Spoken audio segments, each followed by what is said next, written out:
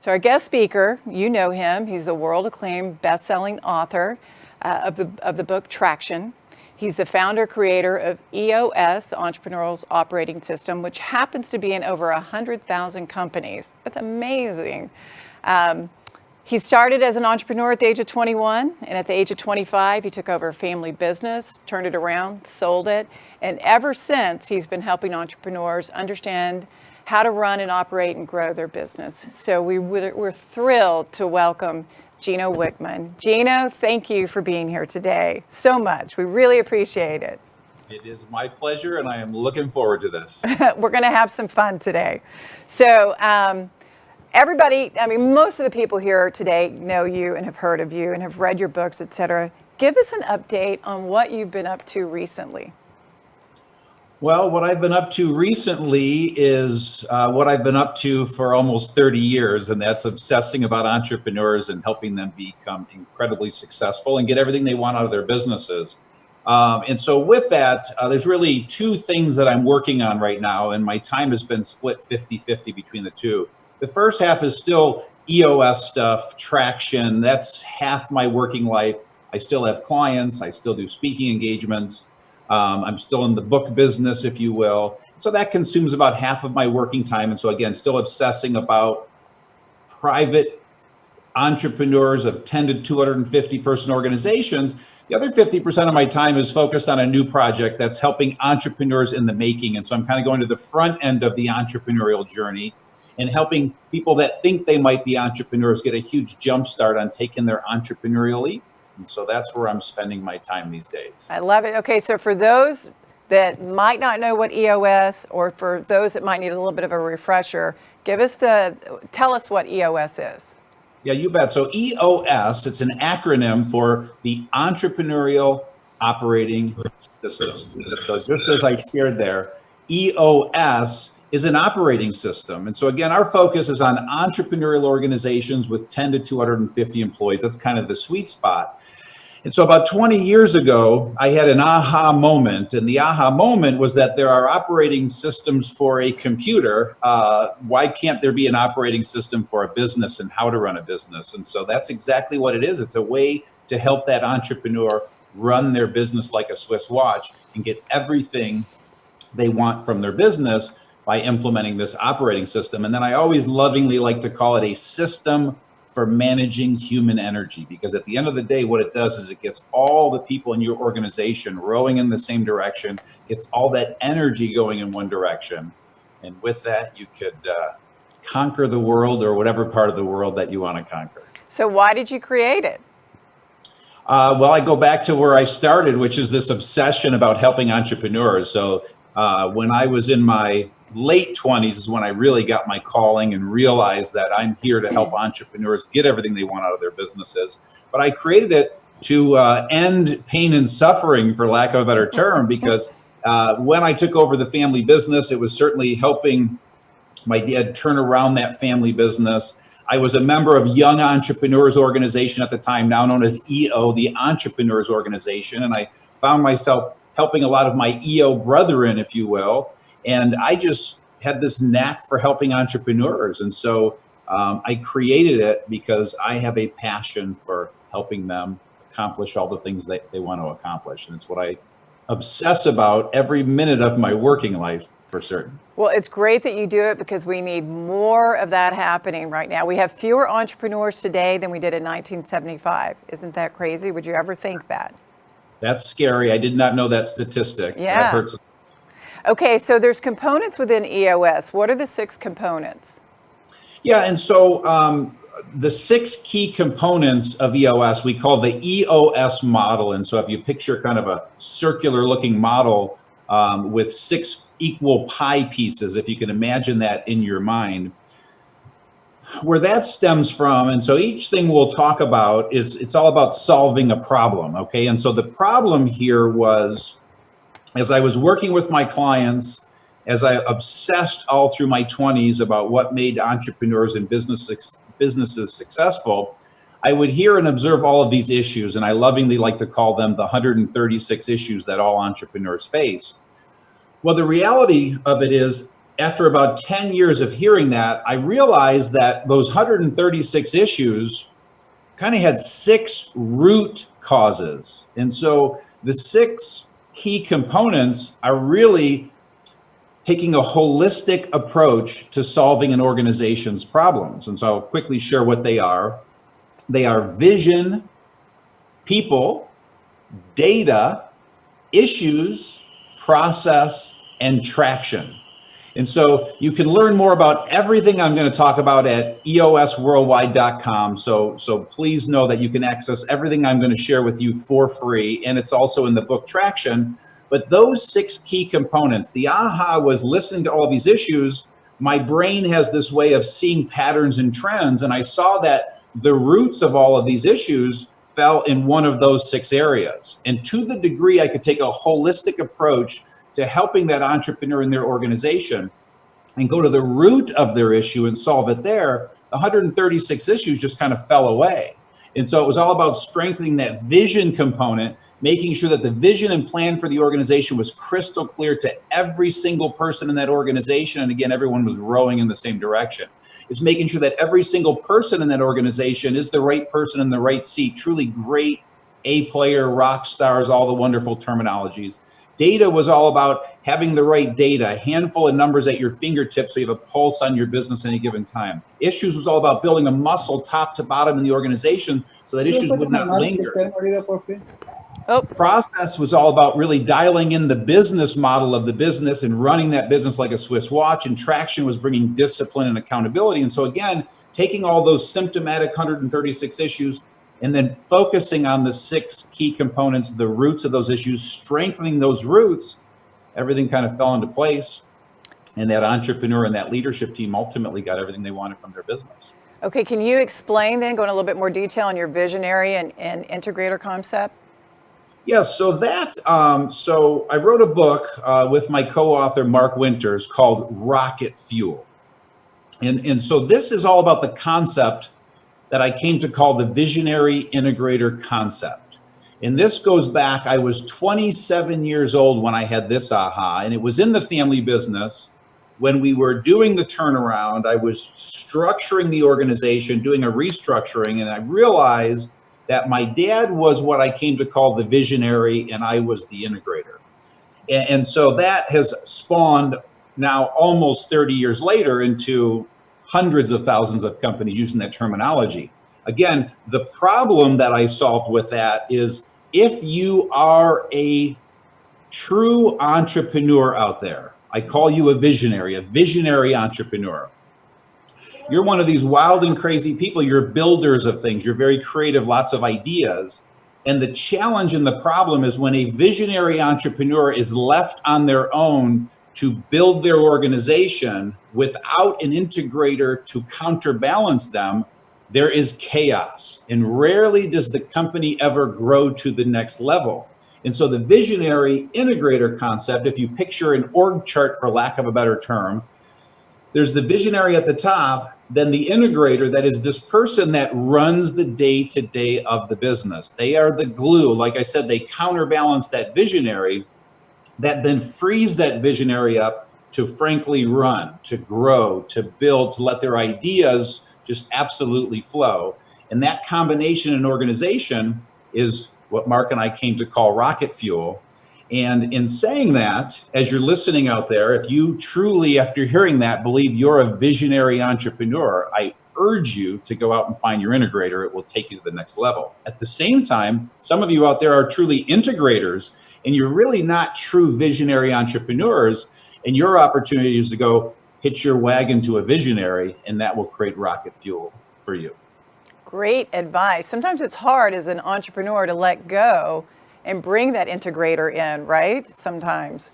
Yeah, we call them readiness factors in the book. And so that's why you need to do a checkup on yourself and make sure you are ready. With all due love and respect, some of you out there are not psychologically ready for this yet. And we go through all of that psychology so you know you're ready. And that's in Rocket Fuel, the book Rocket Fuel, right? Right. Okay. Rocket. Okay, so what's Vision Traction, the organizer, the VTO? Yeah, so the tool is called the Vision Traction Organizer, VTO for short. So we lovingly call it the VTO. And again, the problem that this solves is the normal entrepreneur has lots of ideas in their head. They have a vision, they have a plan, but they're not great at getting it out of their head and into the brains of all of their people. And so over about a 15-year period in studying and learning about all the different planning tools that exist, and the original person that spawned this idea was my business partner in the family business, Ed Escobar, with something he created called the Life Business Management Plan.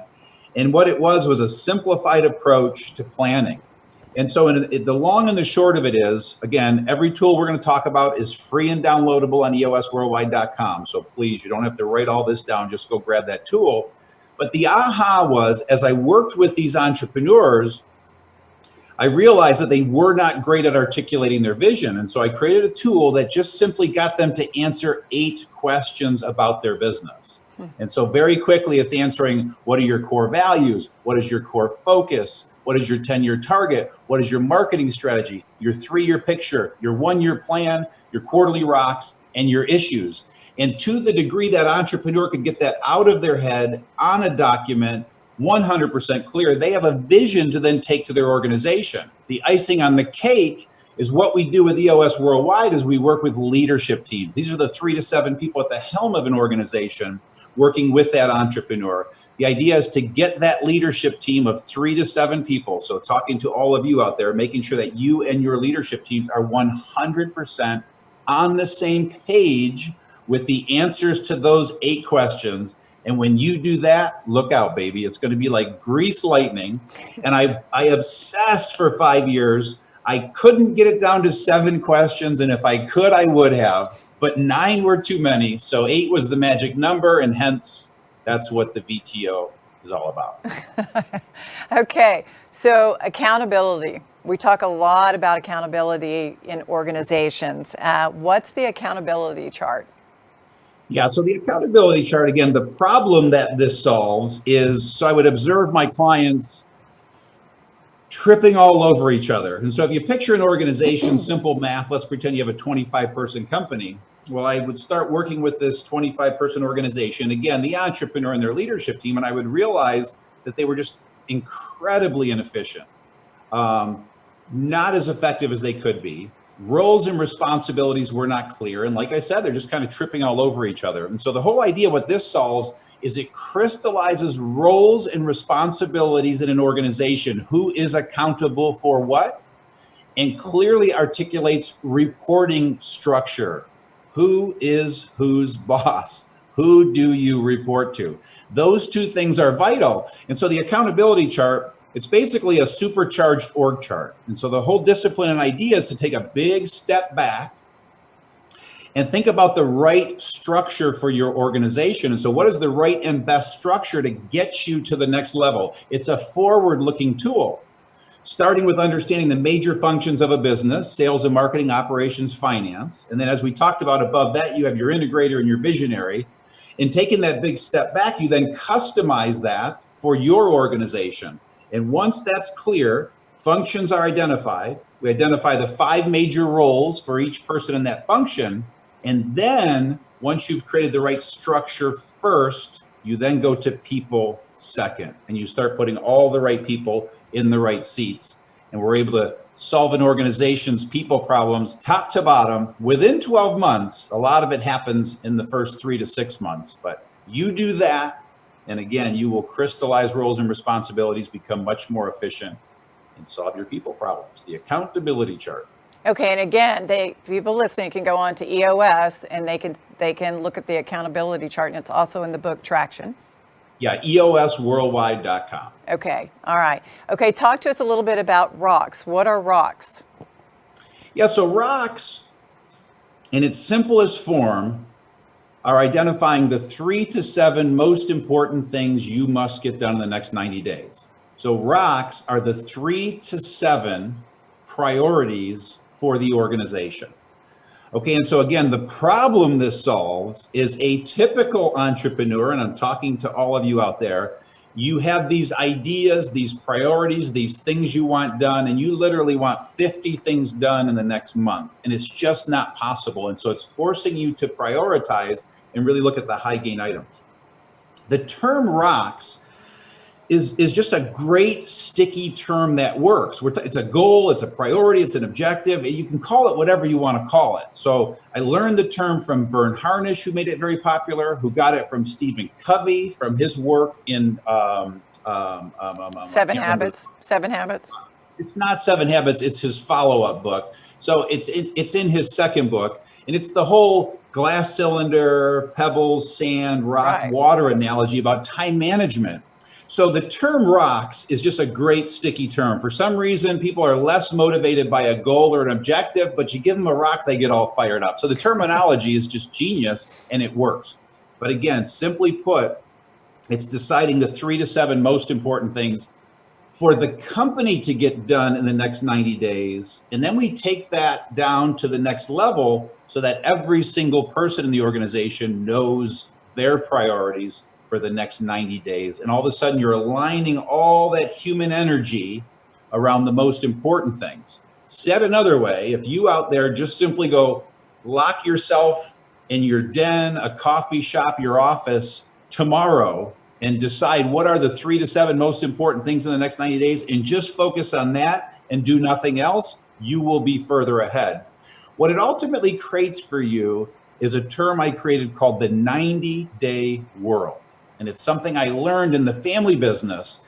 And we started our first big meeting with the leadership team. And then I learned in 90 days, we all kind of started to fray and get distracted. And so I would pull them back together. And I just learned this perfect cadence of every 90 days. And so that's why rocks are 90-day priorities.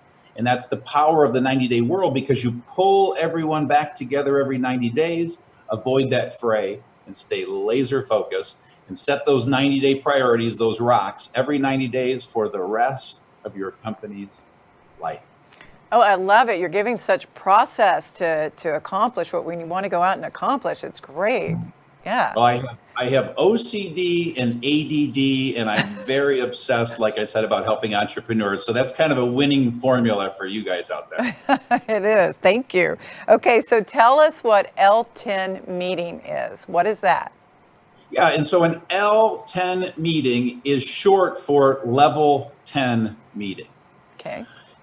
And so the problem here is that what's typical is an entrepreneur, as they start and grow their business, they're just charging forward and rarely meeting with their people and communicating with their people well. And so almost every time with every client, when we start with a client at EOS Worldwide, one of the biggest issues on the issues list is communication. And so this solves organizational communication problems. And so it's an agenda I created. It's a weekly 90-minute meeting. And so every leadership team out there, you, entrepreneur, and your team need to meet every week for 90 minutes, same day, same time, same agenda, start on time, end on time. And that's going to solve most of your communication problems. To go a little bit deeper, very specifically, now, just so you know, there's a video on YouTube. If you just Google level 10 meeting or Gino Wickman level 10 meeting, you'll see me do an 8-minute riff on the perfect level 10 meeting. And we don't have time for me to do that for you here today. But in a nutshell, what it's getting you to do is come together as a leadership team once a week. You first quickly check in with some good news to bring a human element and grow some team health. You then report on the 3 most important things in your business. You're making sure your numbers are on track, your priorities on track, and your customers, employees are happy. And so you're quickly reporting on those things. Anything that is not on track, it's dropped down as an issue for later. You have a to-do list built into the agenda that helps hold you accountable from all of your commitments from the previous week. It then allows for an hour of issue solving time. I created an issue solving track called IDS.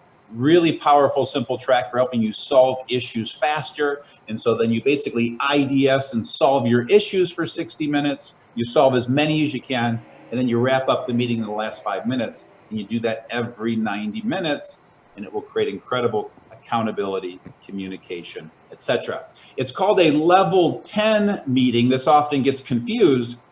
Because what we're trying to do is take your meetings to a level 10 rating. What happens is whenever we meet with a new client, one of the questions we ask them is, how would you rate your internal meetings? And on average, they rate them a 4 on a scale of 1 to 10. So if we just extrapolate that to every company in the world, on average, you're at about 40% capacity, or you're giving yourself a 4 rating out of a 10. This is how you take those meetings to a 10, where everyone in your organization is rating the quality of your meetings a 10. And then again, indirectly solving that problem of great communication going forward, solving your problems quickly. And what it does is it keeps the circles connected with all of the people in your organization. Because if those circles disconnect for too long, something really bad is going to happen. And so a rock solid meeting pulse, the level 10 meeting like that, helps keep those circles connected.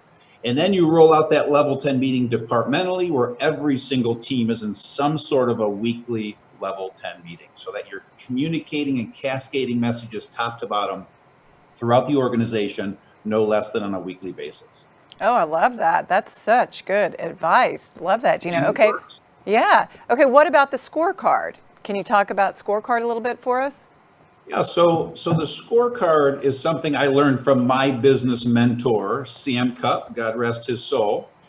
He's a gentleman who took me under his wing when I was 25 years old and taking over the family business and doing a turnaround.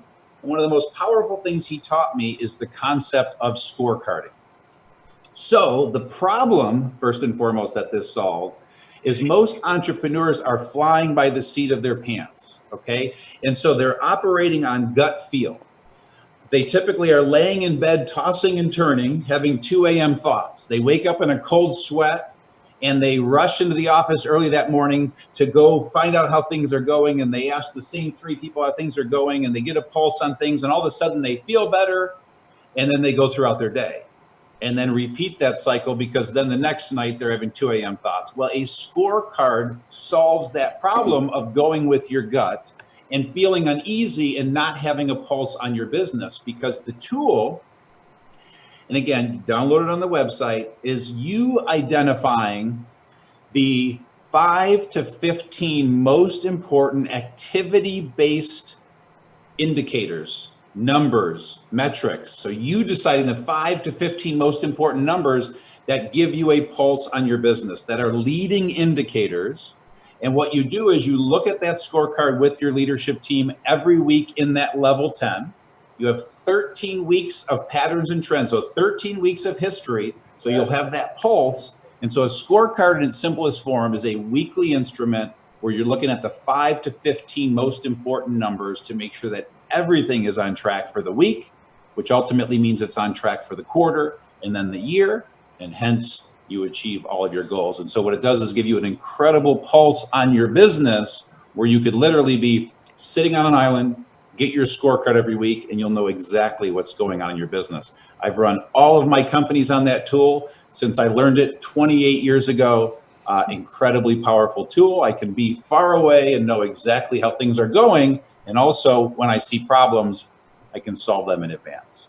All right. Okay, so we're going to go out to the audience now, Gino, and we're going to let the audience come in and ask a few questions. We've got a whole line of people that are coming in wanting to ask questions. Remember, go to chat, find the Glow moderator to pose your question. First question is from Jerome Fogel. I hope I'm saying that right. Jerome, are you there? Can we get you on camera? Yes, I'm here. Okay, I hope I don't throw a wrench in this. Gino, I have heard of a 2 visionary model with 1 integrator. How might that even work? Don't do it. So there's the quick answer, and you can throw as many monkey wrenches as you want. And so I'm just going to give you all the data, all the stats, and you decide for yourself. So, you know, I have personally taken 135 companies through my EOS process, if you will, okay? In addition to little old me doing that with my clients here in Southeast Michigan over the last 20 years, we have 375 EOS implementers all over the world that have taken over 8,000 companies through the process, okay? And so I'm going to give you a little bit of data on this for you to decide for yourself.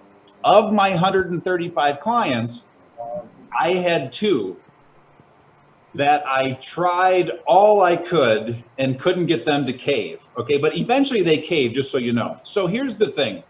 It is far too chaotic to have two visionaries, okay? And many more than two have wanted to do that.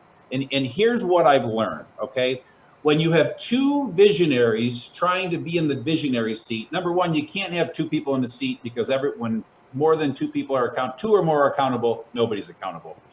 So ego is an issue that's going on there, number one. Number two is, if you look at the skill set of those two visionaries, what you're going to find is one of them's true skill set is in the area of sales and marketing, is in the area of R&D, getting deep into the product or the service. And when you really understand that skill set, you want to put one of those two visionaries with that skill set in the appropriate seat in the accountability chart if their ego can handle it. But bottom line, 1 to a seat on the leadership team is the rule of thumb. Please don't do it. But I confess, I've had 2 clients. They probably went about a year doing that. Every session, I would remind them that's why things are still a little effed up. I love profanity, but I won't do it here because I don't know all of you yet. But eventually they realize, yes, this is causing chaos. It's not fair to the integrator. It's not fair to the organization. Don't do it. But what's the math?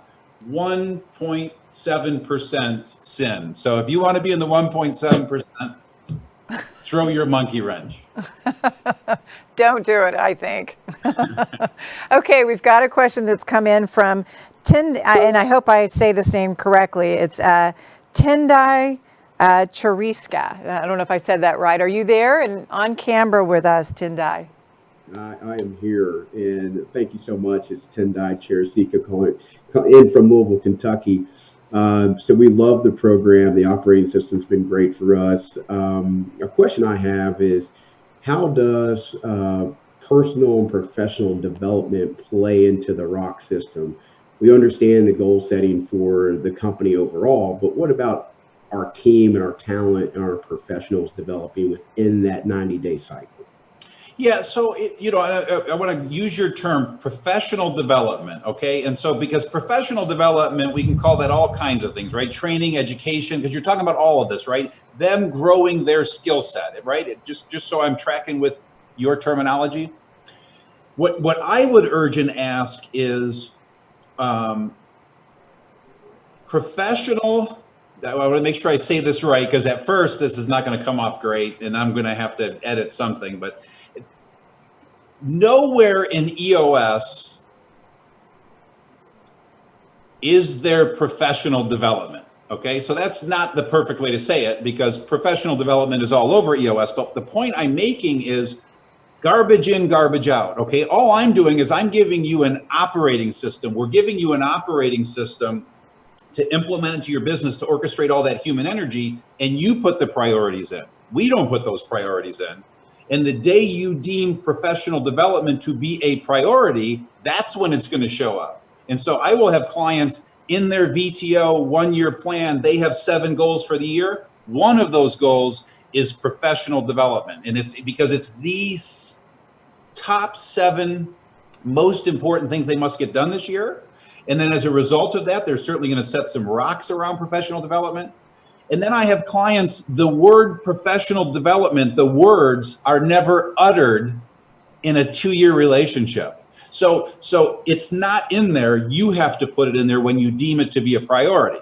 I believe it's a huge priority. I believe it's DNA, and it's an obligation of every company to make sure they're training their people, educating them. You got to keep your people, cutting edge. So with that said, ultimately on the leadership team, there is someone who is accountable for professional development, and they're pushing for that priority, depending on your size, your HR director, things like that. So does that genuinely answer it? Tendai? Perfect. Yes, that's a perfect answer, and I appreciate that. And we've been making that a priority, especially over the last year. And so I just appreciate that response. Thank you so much. Wonderful. Thank you. All right. Our next question is coming from Ian Roll. Ian, are you there on camera for us? Yes, I am. How are you? Great. Thank you. Good. So I'm calling from the Bahamas, and the entity that I run is called the Grand Bahama Port Authority, or Port Group of companies, and we've implemented the EOS system within our organization. And a question I had for the host is, could he recommend some applications or a platform that would be useful to structure the L10 meetings? And I know we used to use Google Sheets, but I'm sure there is a paid platform that can keep track of the rocks, etc., and have a more streamlined approach. Well, there's going to be two companies that are very excited that you asked that question, because we've licensed to two software companies that have created a platform. Okay, so please go to eosworldwide.com to find those two platforms. You will find them there. Because I want to be careful I don't quote them wrong, but Traction Tools and 90.io, I believe, are the two softwares, but that exists. Please, they're incredibly affordable, and they get rave reviews. So I never thought I would see it, and I kind of did think I'd see it, but for somebody to take this operating system, which again is human energy and a lot of documents, and literally automate the whole thing, it's incredibly powerful. So I would urge you to look into that, and I promise you that's going to solve what you're looking for. Great. Thank you. Great to know that. Okay, next question is from Jelena. Jelena, do we have you on camera for your question for Gino? Yes, thank you very much. This is Jelena coming from Serbia/Romania/USA.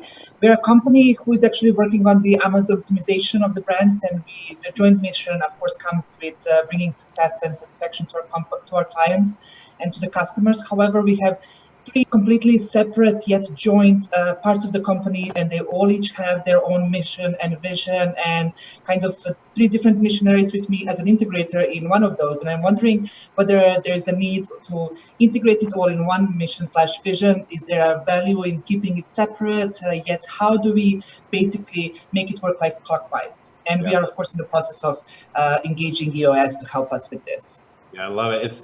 That is such a complex question and challenge, but I'm going to give you a very simple answer, okay? So again, giving you the data and the math, because when I give you my math on my clients, you could extrapolate that over 8,000 companies, i.e. almost 100,000 companies. And so I would suggest you, out of my 135 clients, I have probably had maybe 30 in that situation where they really have two businesses in one, three businesses in one, and that's what you're faced with. And so the power of these tools that Michelle asked me about, okay, the VTO, the accountability chart, Rocks, the level 10 meeting, the scorecard, we call those the 5 foundational tools. And whenever I have a situation like that, a client comes to me and there's really multiple businesses going on because it's such a classic entrepreneurial trait to see all this shiny stuff and you find yourself in multiple businesses. My approach is to always divide and conquer. And so my advice to you, and this is where we have to be really careful, because the last thing I want to do is put you out of business. So I trust you're savvy enough to not let that happen. But we start by dividing and conquering. I urge that client to say, listen, let's create, if in your case, 3, let's pretend you're right with your 3. Let's create 3 different VTOs, 3 different accountability charts.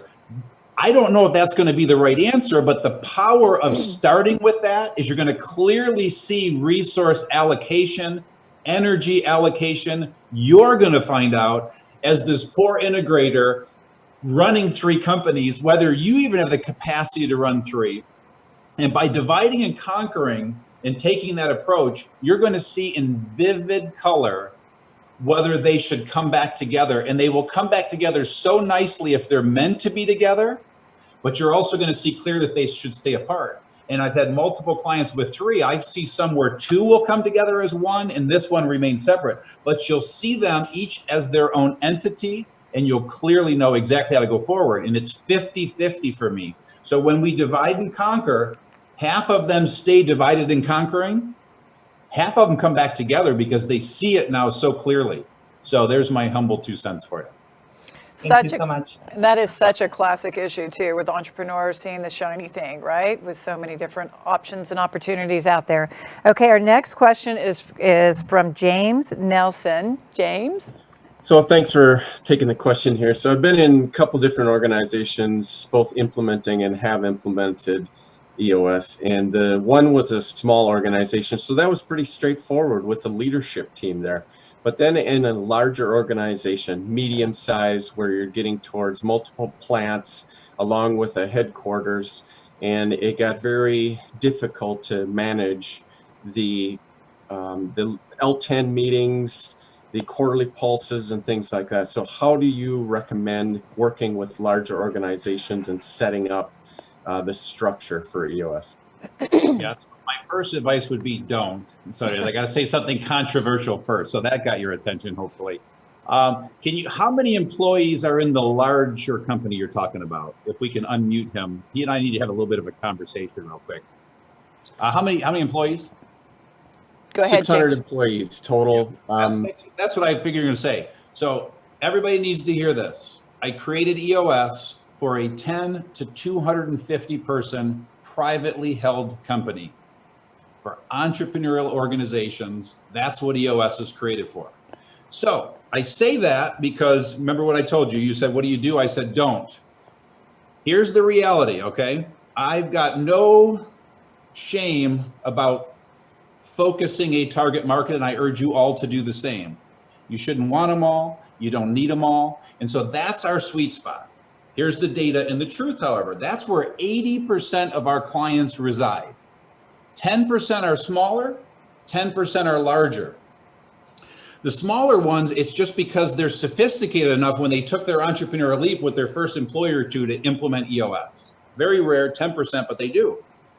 Larger, it doesn't work a lot of the times because they lost their entrepreneurial edge. They're no longer agile and they're no longer entrepreneurial. And I just heard a great stat from a great thought leader that said 200 employees is the number that once you get over 200, an organization starts to become bureaucratic and you lose an intimacy and a connectedness. So I subscribe to that and believe it wholeheartedly, and that's why the 250. And so organizations get very complex over 250, and you may realize that EOS doesn't work for that organization. But again, the stats say 10% of our clients are larger. Our largest EOS client does $3 billion in revenue and has 5,000 employees. So it can work. It's just they remain incredibly entrepreneurial, agile, fast moving. And so that's the litmus test you have to do, is make sure that the organization truly is still entrepreneurial. And if they're not, EOS is probably not for them. And go have them talk to the really smart Harvard consultants about what the hell to do in that situation. Because all I can tell you how to do is run a mid-sized 10 to 250 person entrepreneurial organization. But it can work. The data say it can work, but that's not our sweet spot. I'm just curious, Gino, would those larger companies, would they be sectors that are using it, just individually, individual sectors within those large companies? Well, that's where it gets tricky. So again, I have 2 or 3 clients with over 1,000 employees. It works really well for them. I just want you to keep hearing this word. I'm going to say it 1,000 times: entrepreneurial, entrepreneurial, entrepreneurial. As long as they're staying entrepreneurial. And yes, I've worked with divisions of billion-dollar companies. And so yes, in some cases we work with the division of, and that division has fully implemented EOS, but the rest of the organization isn't. So that is an indirect way of answering your question. Ideally, we want the billion-dollar company to implement EOS. They don't always do that, but yes, you can implement it at a divisional level, but that's wasn't what EOS was created for. It is certainly finding its way there, as long as you're entrepreneurial. So James, I hope that answers it. And I would just urge you that there are thousands and thousands and thousands of 10 to 250 person companies out there. They are speedboats that we can turn on a dime. 1,000-person organizations are 1,000-foot freighters that take years to turn. You just have to decide where you like to play, because we have EOS implementers that love playing with big companies. So it can work. They just have to be entrepreneurial. Did I answer your question, James? Give me a thumbs up, a thumbs down, or flip the finger at me or something. Medium. Oh, good. Okay, I'll take it halfway. Thank you, Please. James. And James, please reach out to EOS Worldwide and ask that question if you're not satisfied. They'll get you an answer. Cool, brother. All right. Okay, so we've got a question now that's come in from Joe. Yes, good morning, Gino. I'm calling from Detroit, Michigan. Hey. And my question is about projects that take far longer than 6 months and how those would fit in the quarterly rock structure. Right now, it's just like one rock keeps carrying it on over and over and over because it's a year or two to get this project done. I'd love some advice on this. Yeah, it's phenomenal. So we call those milestone rocks. Okay, so very simply put, we're talking about a long-term project, and I'll give you 3 examples. Let's say there's a 3-year project, a 1-year project, and a 6-month project, because we have all kinds of those. If it's a 3-year project, it's typically going to show up in your 3-year picture. Okay, and so that's that 4th section of the VTO, that 4th question you're answering. And so you're saying, we got to get this done in the next 3 years. That project is almost always going to show up in your 1-year plan, but let's pretend it's not a 3-year project, it's a 1-year project. That's typically showing up in the 1-year plan, and it's one of the 3 to 7 goals, typically, if it's one of the 7 most important things. Or if it's 6 months, it's going to show up in rocks, like you're saying. Almost all of those things are going to show up in rocks, but let's take the 3-year to use the most extreme example, okay? And so you've got 3 years to take on a big project. You know, software implementations are typically 1-year projects, things like that. Milestone Rock says, okay, here we are in our quarterly planning session. We are setting rocks for the next 90 days. We've got these long-term projects before us. What is the bite we want to take out of that project in this next 90 days? What is the milestone we want to achieve so that 90 days from now, when we're sitting in this room, we can all say we feel like we're on track to get that project done. And so you're just articulating as specific as possible where you want to be with that project 90 days from now until that project is completed. Again, it's called a milestone rock. Does that help? Great. Thank you for that, Joe, that question. Okay, so we've got a question from Melissa Clark. She's not going to come on camera. She's on Facebook. Which book does Gino recommend or advise we read first when looking to implement EOS in a business? So the first book, I was going to say, read all of them and have all of your family members read them just so they know what you're going through. And obviously I'm kidding. Okay. So I would highly recommend Traction is absolutely the first book to read, because then you understand the system in its entirety. Then you have to make a decision, because Get a Grip is the fable version of Traction. And so if you want to read and see in vivid color what it looks like when an organization goes through the process and implement these tools, you kind of see it from a different perspective. So some people love reading fables. Some people love to, read the tactical, practical approach. But Traction is the short and sweet answer. And if you're looking for a story version of it, then Get a Grip. Okay. Melissa, I hope that answered your question. So we've got a question next from Aaron. Aaron Deloach. Aaron, are you on camera and ready to ask Gino? Yeah, I'm here. Great. Go ahead. Hey, Gino. Hi. Thanks for all you do.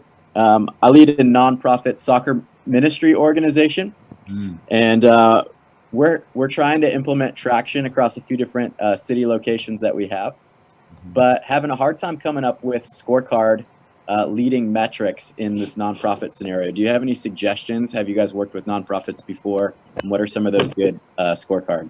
Yeah. So Gino, can you hear that? Yeah, I can hear loud and clear. Absolutely. Okay.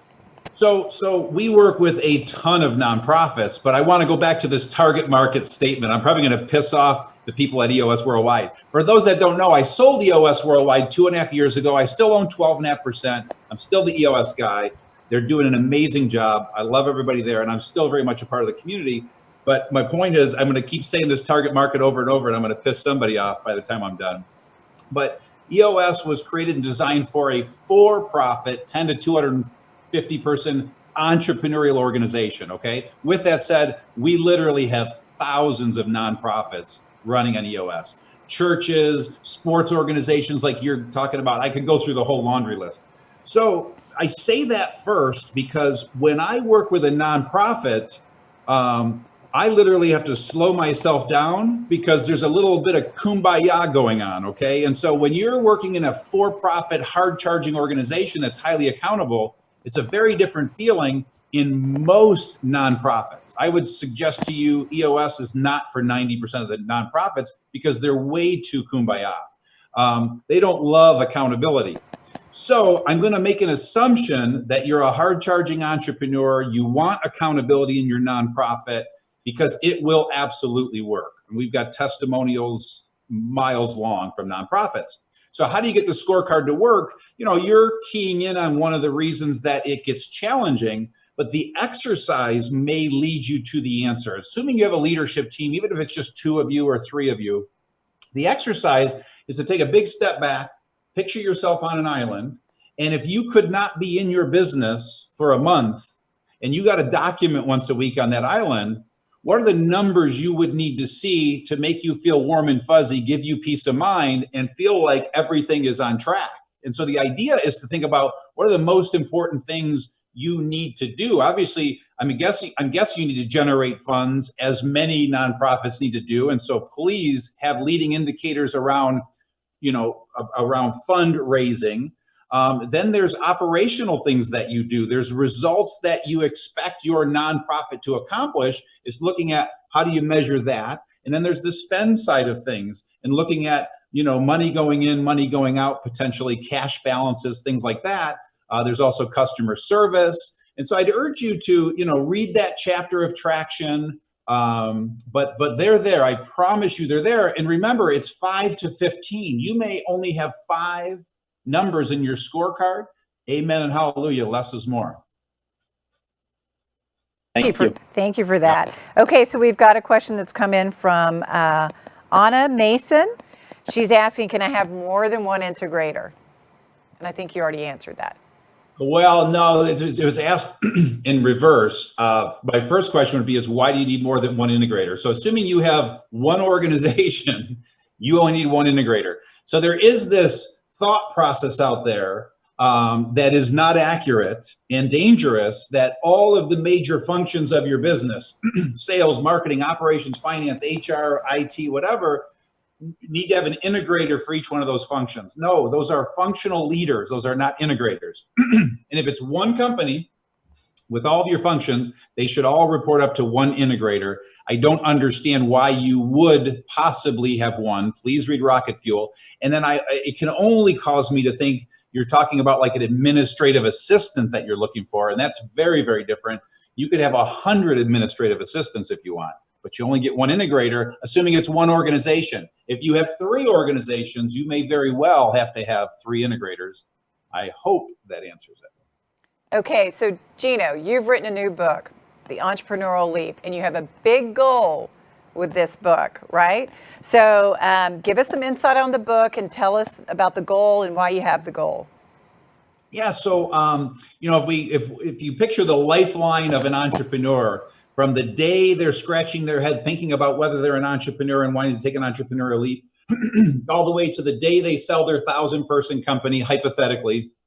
Well, everything we've talked about till now is this 10 to 250 person privately held company spot on that lifeline. And that's why I created EOS, is to help that organization. And like we talked about, some organizations get a huge jump start and start implementing EOS with their first employees, and some organizations stay with us to their 6,000th employee.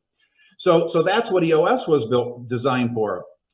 What I did last year is launched a new book. This is a passion project, and it's for entrepreneurs on the lifeline at the very beginning of the lifeline until the day they generate their first dollar and launch their business. And so I'm on a mission to help 1 million entrepreneurs in the making get a huge jumpstart on taking their entrepreneurial leap. And so the book is called Entrepreneurial Leap, and it does 3 things for a potential entrepreneur. Helps them to confirm, first and foremost, do they have what it takes to be an entrepreneur? Do they have the 6 essential traits? Number 2, it helps them see a glimpse of the life and all that is possible. And then number 3, it shows them a path to get there faster, eliminate half the mistakes they're going to make. They still need to make the other half. It's all part of the learning process. But I'm on a mission to help entrepreneurs. And the statistic you shared at the beginning of this call, which I've not heard that, which is shocking to me, we need to spawn some more entrepreneurs out there. And so that's the mission. Yeah, actually, I was just going to say, you're speaking to a whole room full of entrepreneurs here. What can everyone do to help that cause? Oh, that's such a great question. So three simultaneous thoughts come to me, and I'll say them quickly. Number one, if you are an entrepreneur in the making out there, please read this book. And or going back to that lifeline, if you took your leap and you're still a startup and you're struggling and you're scratching your head and wondering, did I make the right decision? Read this book. It's going to give you your answers. It's going to help you course correct or help you see to get the hell out and go get a real job. And there's no shame in that. Number two, if you have or know anyone in your life, a family member, a friend that they think they're an entrepreneur in the making, or you think they're an entrepreneur in the making, please buy them and hand them this book. You will change their life.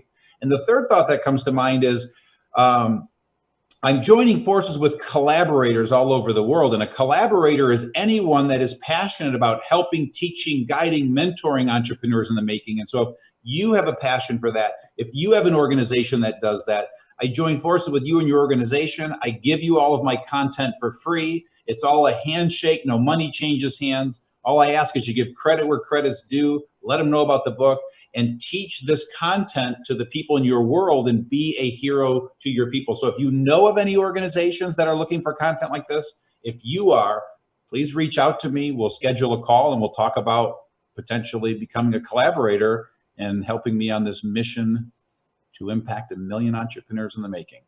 Okay, so number one, Glow definitely wants to be a contributor, right? We want to be helping entrepreneurs as well.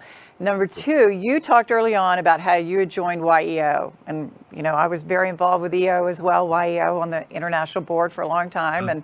And Glow was created to really help service entrepreneurs. Can you talk a little bit about the importance of joining a peer-to-peer network and what it did for you? Because that's what we're trying to create at Glow as well. Yeah, for me, it was called YEO back then, Young Entrepreneurs Organization, now known as the Entrepreneurs Organization, EO. For me, it was the peer-to-peer forum so every month we met 12 of us. And so it was that bonding and connecting with my peers and building a level of trust with people that I could bare my soul, tell them everything going on with me in my business and personal life.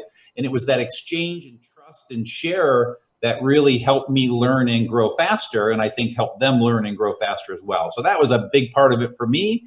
And then in addition to that, the content and the education and speakers and things like that was brought to the organization was incredibly valuable as well. Second most valuable to me, but it was all about having those fellow peers going through the same thing that I was and learning from them. And that's what I talked about at the very beginning when I said Glow is about community, one of our 4 C's. So it's about having like-minded peers that are going through some of the same issues that you might be going through as an entrepreneur, but it's sharing that information and learning from one another. So you're working and discussing and working through issues with like-minded peers just like you that want you to succeed as well. So Gino, what a great hour. We're up. I hate this, but our Glow VIPs, the full and premium members, are going to be able to go on over into the breakout and hear a little bit more discussion from Gino, where we can continue to talk about the entrepreneurial leap and talk about his 6 disciplines if your company has been hit by COVID. So you'll continue to hear a little bit from Gino. We thank Gino so much for being here. Gino, thank you. Thank you for this time with me. I really, really appreciate it. More than you know. Had a blast. Yeah.